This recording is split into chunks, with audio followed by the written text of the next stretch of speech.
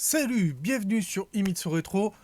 Aujourd'hui, une vidéo présentation pour une série de vidéos de let's play du jeu Infinity Strash Dragon Quest Dai Dai no Boken, à savoir le jeu sur le manga Dai. Alors, Fly en France pour la première édition, et ensuite il a été réédité. Alors, le manga fait 37 tomes. Ça n'a pas changé. Série publiée de 80, à partir de 1989. L'animé, lui, le premier animé de 46 épisodes est sorti en 1991 et faisait l'équivalent des 10 premiers tomes. Mais il y a eu ensuite un remake en 2020 de 100 épisodes qui fait les 37 tomes, lui, qui fait l'intégralité d'histoire, disponible sur Crunchyroll. Donc en France, on l'avait rebaptisé Fly et il était aux éditions J'ai lu. Puis ensuite, on a eu la retraduction, ce qu'ils l'ont retraduit, Dragon Quest, la quête de Dai. Donc, ouais. Donc là, c'est sous licence Square Enix, donc chez Tonkam Delcourt maintenant, parce que maintenant ça s'appelle Tonkam Delcourt, mais à l'époque c'était encore que Tonkam. Donc scénario Riku Sanjo, dessin Koji Inada, sous la supervision de Yuji Horii. Yuji Horii étant le créateur de Dragon Quest. C'est une œuvre officielle Dragon Quest. C'est un scénario original dans le monde de Dragon Quest. C'est-à-dire qu'il utilise les codes et le bestiaire de Dragon Quest. Alors, pourquoi j'insiste autant avant de parler du jeu en lui-même? Tout d'abord, il faut savoir qu'à l'époque où tout le monde se battait pour savoir qui de Dragon Ball ou des Chevaliers Zodiac, Senseiya, était le meilleur, moi, j'étais Fly. Ça a toujours été, c'est-à-dire que moi, j'ai toujours préféré l'Heroic Fantasy. Pour vous dire à quel point je suis fan de cette série, ceux qui connaissent la série reconnaîtront, ça fait plus de 10 ans que je l'ai. J'ai le tatouage du Chevalier du Dragon. Donc pour vous dire, c'est vraiment une série que j'adore. J'ai aussi le guide d'illustration Dragon Quest d'Akira Toriyama, parce que oui, c'est Akira Toriyama, le créateur de Dragon Ball, qui fait le bestiaire à l'origine et le chara-design des jeux Dragon Quest. Et dans ce livre, on apprend quelque chose de très drôle. Donc je vais revenir. Je fais une petite parenthèse sur ma vidéo sur Oshinoko, entre fiction et réalité. J'avais reçu un message, je me rappelle plus où je l'avais reçu, mais c'était en privé, qui me disait y a des points où tu as mis des exemples réels, comme quand j'avais comparé Kana avec Hayao Ueto. Elle m'a dit d'accord. Par contre, pour les autres, tu te réfères à des animes, Byakugan et Shirobako. C'est pas très crédible pour dire que les maisons d'édition, en gros, ils truandent les auteurs et qu'ils font leur sauce entre eux. Pourquoi je fais cette petite parenthèse? Parce que dans ce livre, il y a un exemple. Donc vous avez le créateur de Dragon Quest, donc qui est, alors je rappelle, Yuji Horii, qui est en fin de compte le vainqueur d'un concours. C'est-à-dire qu'il a gagné un concours qui lui a donné le droit de créer Dragon Quest, un concours de programmation. Et sa société, la société d'édition du jeu Dragon Quest vient le voir en lui disant on a été contacté par le Jump, donc par Shueisha, si je ne me trompe pas. Y a Akira Toriyama qui est super emballé par le projet, il veut absolument travailler dessus, faire le character design et tout. Donc forcément, lui, à l'époque, 89, Dragon Ball, c'était déjà c'était la série phare du Shonen Jump, il était super content et tout. Sauf que dans ce livre, il raconte que dès sa première rencontre avec Akira Toriyama, quand il le remercie de son enthousiasme pour le projet, Akira Toriyama lui dit, non, moi il y a mon chargé d'édition qui est venu me voir en me disant on a ce boulot, c'est tant par dessin, fais-le, ça te fera faire autre chose que Dragon Ball. Vu qu'en ce moment, ça t'emmerde. Parce qu'à l'époque, Dragon Ball a commencé en 1982, le manga. Donc ça faisait déjà 7 ans qu'il faisait du Dragon Ball. Ça commençait un peu à le saouler. Et donc son chargé d'édition est venu avec un projet. Bah tiens, il y a un jeu vidéo qui a besoin de character design. Ça te permettra de dessiner autre chose. Et de gagner du fric. Mais à part ça, il n'y a pas de magouille entre les maisons d'édition et les productions de... les productions. Hein, je dis ça au passage. Bon, bref, on va revenir. Fin de la parenthèse. Alors, ce que je pense de Infinity Stretch. Moi, ça fait depuis 91 que j'attends un vrai jeu vidéo sur Dai. Donc quand j'ai vu ce jeu qui est sorti sur Steam cet automne, enfin automne 2023, ce qui m'a arrêté, c'est le prix, parce que bon, j'avais pas 60 € à dépenser, je mettais l'argent de côté pour l'ordinateur, donc voilà. Mais en décembre, le jeu a baissé, il était à 40 €. J'ai dit, oh, allez, je le prends, j'ai mon nouvel ordi, je vais le streamer et tout. Donc j'ai déjà fait le jeu en entier sur Twitch. Et vous allez ensuite voir le let's play, donc qui fait 7 vidéos. 7 vidéos parce que l'histoire est découpée en 7 chapitres. Alors, ils ne font pas la totalité de l'histoire. Ils ont fait une petite pirouette au niveau du jeu pour justifier. En fait, quand vous commencez le jeu, vous commencez plus ou moins là où le premier anime se terminait, donc c'est-à-dire à peu près au tome 10, 9-10, quand le héros perd la mémoire. Et en gros, on vous dit, il faut que vous retrouviez vos souvenirs. Et c'est comme ça que tu commences le jeu depuis le début. C'est que tu dois retrouver les souvenirs du personnage. Et donc, vous vous retrouvez avec des scènes issues du dessin animé de 2020. Alors, avec des trucs arrêtés, enfin, ça bouge pas trop. C'est beaucoup des plans où ils zooment sur le plan, où ils déplacent la caméra. Mais les images viennent de l'animé, les musiques viennent de l'animé. Alors, c'est bien, mais du coup, la manette, tu joues pas des masses. Hein. C'est un peu comme regarder un film narratif. Hein. Comme avant, quand on avait des gens de films narratifs en FMV, c'est un peu ça. Tu regardes beaucoup de la vidéo. Le jeu en lui-même, le système de combat, c'est le système de combat de Dragon Quest Heroes. Donc, c'est pas le mieux. C'est du action RPG.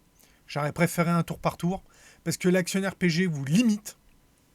Je sais que beaucoup de gens préfèrent l'action RPG au RPG tour par tour, mais quand vous avez un magicien comme Pop, dans sa progression, plus il devient fort, plus il connaît de sorts. Or, un action RPG te limite à 3 sorts. Te limite à 3 sorts quand le mec il en a une dizaine. Et en fonction de la situation, souvent tu es là, tu te dis... j'aurais bien préféré avoir tel sort ou tel sort. Et il n'y a pas de j'ouvre le menu en plein combat pour sélectionner un sort. Non. Tu as que les 3 qui sont programmés sur ta manette. Alors, tu diriges un personnage, parce que tu peux avoir jusqu'à 4 personnages à l'écran, mais tu peux switcher d'un personnage à l'autre en cours de combat. C'est pas un problème. Donc, bon, ça va, mais moi j'avais mis en mode easy, en mode histoire. Parce que voilà, moi je voulais l'histoire, donc j'ai mis en mode histoire. Et en fait, les combats, j'ai fait le jeu complet, j'ai dû avoir 3 game over. Ouais, juste 3 game over, et encore parce que j'avais bien souvent, parce que j'avais mal compris ce que je devais faire pour tuer le boss, tu vois, c'était même pas pour des conneries. Ensuite, vous avez ce qu'on appelle le sanctuaire. Dans le sanctuaire, c'est là que tu fais monter de niveau tes compétences et tes magies. Mais tu as l'épreuve du sanctuaire où en fait tu descends une espèce de donjon à étage qui se génère de manière aléatoire et où tu bats, tu arrives dans une salle, tu as 10 mobs, tu butes les 10 mobs et tous les 5 salles tu as un boss. Chaque partie, j'ai commencé en faisant ça pour pouvoir monter mes compétences. Donc j'avais une demi-heure, trois quarts d'heure de donjon d'épreuve.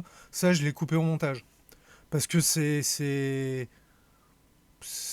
pas intéressant. T'es là.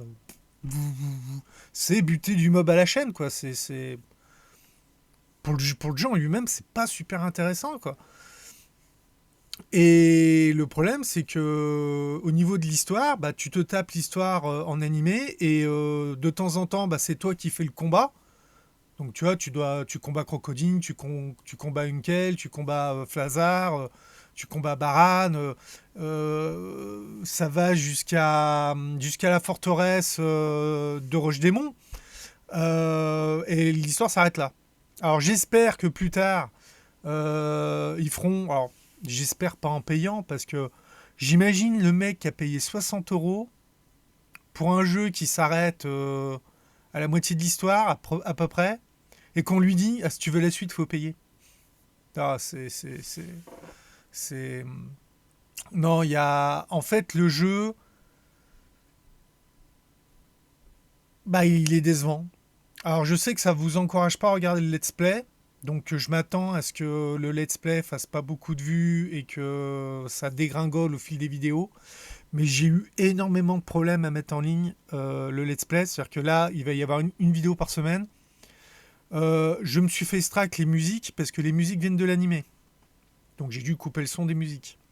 Après, ah mais vous utilisez des images de l'animé.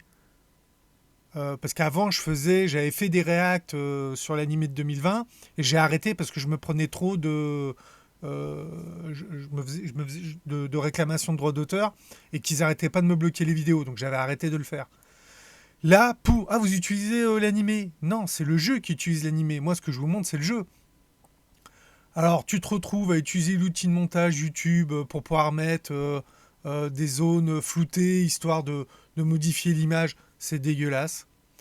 Et le pire, c'est que quand tu utilises l'outil YouTube, ou même quand tu mutes une musique, c'est que YouTube refait l'encodage HD, et après, il repasse le robot. Donc, tu arrives, genre, si tu as 4 ou 5 lignes de contestation, tu les fais une par une. Donc, t'en fais une, il réencode. Tu fais la deuxième, il réencode. Tu fais la troisième, il réencode. Et après chaque encodage, il repasse le robot. Donc, tu arrives à un moment, ta vidéo, tu as tout fait. Et puis d'un seul coup, le robot, il passe et il te fait... Hop, il t'en retrouve 3 autres. T'es là, tu dis non, je vais les mettre parce que le jeu est issu d'un animé, d'une série que j'adore. Donc, je vais le faire. Mais elle va être énormément bloquée et compagnie. J'avais eu des blocages. Alors, on vous prend la monétisation et on vous géo-restriction. Donc, il y avait je ne sais plus combien de pays où la vidéo n'était pas accès. J'ai contesté en disant non, mais je critique le jeu, c'est le jeu vidéo, ça vient du jeu vidéo, c'est le jeu vidéo qui prend les images de l'anime, c'est une critique sur le jeu, machin et compagnie. J'en ai fait sur une pour voir. Et bizarrement, les 3 vidéos qui étaient bloquées, hop, c'est débloqué. C'est-à-dire que j'ai toujours marqué droit d'auteur, mais elles sont plus géo-bloquées et il ne prend plus la monétisation. Normal, elles sont en privé, elles sont pas encore publiées. Par contre, quelque chose me dit que quand elles vont être publiées, je vais me reprendre des restrictions. Enfin bon, donc dans la joie et la bonne humeur. Donc, suivant comment ils vont prendre la tête, il est possible que ces vidéos finissent par disparaître si elles me bloquent la chaîne, je serai obligé de les effacer, quoi. Donc voilà, je voulais parler d'Infinity Strash. Ils ont respecté l'œuvre. Quand t'as Mam qui change de classe, bah hop, t'as pas les mêmes compétences, t'as plus les mêmes habits, mais surtout c'est qu'ils ont fait 2 personnages. Quand tu vas sur Mam, ça te met la même prêtresse ou la même combattante. Unkel, quand il passe de l'épée à la lance, t'as le Unkel épéiste et le Unkel lancier. Ils ont bien machiné le truc. Et c'est là que c'est dommage, c'est que s'ils avaient fait le truc en entier, j'aurais bien voulu qu'ils me voient si Pop, ils mettaient Pop mage et Pop archimage. Ça aurait été voir l'évolution du truc. Par contre, là où je suis déçu, c'est qu'il y a que 4 personnages jouables et 4 disciples d'Aban. Par exemple, Crocodile, qui pourtant fait partie de l'équipe, moi j'aurais bien voulu pouvoir avoir la possibilité d'avoir ou pas Crocodile dans ton équipe. C'est un tank. Parce qu'en gros, tu as Pup qui est magicien, donc qui est DPS distance. Tu as Mam qui est. Alors, Mam prêtresse, elle est corps à corps physique. Elle a son pistolet magique, donc elle peut faire du DPS distance. Enfin, moyenne distance, faut plutôt dire. Et du heal. Quand tu l'as en combattante, elle fait plus que du corps à corps physique et du heal. Unkel, bah, c'est un tank. Alors, pareil. C'est une compétence. Le fait de mettre l'armure est une compétence. Donc les trois quarts du temps, tu mets pas l'armure. Voilà. T'arrives, je suis dans un endroit où ils utilisent beaucoup de sorts magiques. Hop, je mets l'armure. Oui, mais tu peux la mettre qu'un temps limité. Enfin bon. Le jeu est bien, mais il est ultra décevant. C'est Voilà, c'est ça le problème. Il est bien, mais il est ultra décevant. Honnêtement, je l'ai payé 40 euros, et ben, je le trouve trop cher à 40 euros. Je l'aurais payé 20 euros, ça irait, mais 40 euros, je le trouve trop cher à 40 euros. Et il était en promo à 40 euros, parce que normalement, il en vaut 60. Enfin bref. Bon, je vous dis à bientôt pour une prochaine vidéo. Je vous laisse décider si vous voulez regarder le let's play de Infinity Stratch. Et je vous dis à bientôt pour une prochaine vidéo. Bye. N'oubliez pas, abonnez-vous.